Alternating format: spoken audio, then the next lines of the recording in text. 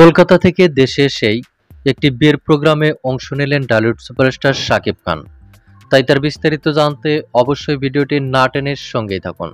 প্রিয় দর্শক, সম্প্রতি ঢালিউড সুপারস্টার শাকিব খান অভিনীত তুফান সিনেমাকে কেন্দ্র করে কলকাতায় গিয়েছিলেন ঢালিউড সুপারস্টার শাকিব খান।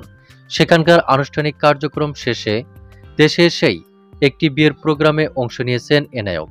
জানা গেছে, ঢাকার একটি 5 তারকা হোটেলে একটি বিয়ের প্রোগ্রামে অংশ নিয়েছেন ঢালিউড সুপারস্টার শাকিব খান। আর তারও একটি ভিডিও ইতিমধ্যেই সোশ্যাল মিডিয়ায় ভাইরাল হয়েছে। ভিডিও ক্লিপটিতে দেখা যায় 5 তারকা হোটেলে ঢালিউড সুপারস্টার শাকিব খান একটি বিয়ের প্রোগ্রামে অংশ নিয়েছেন। অনুষ্ঠানটিতে ঢালিউড সুপারস্টার শাকিব খান ছাড়াও চিত্রনায়িকা বিদ্যা সিনহা মিম এবং চিত্রনায়ক ইমনকেও দেখা গিয়েছে।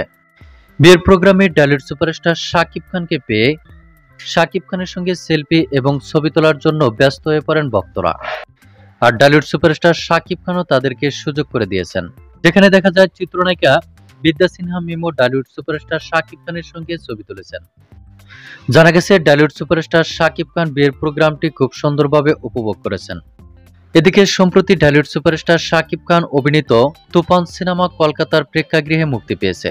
জানা গেছে, বাংলাদেশের গণ্ডি পেরিয়ে ভারতের কলকাতায়ও ঝড় তুলেছে ঢালিউড সুপারস্টার শাকিব খানের তুফান সিনেমা।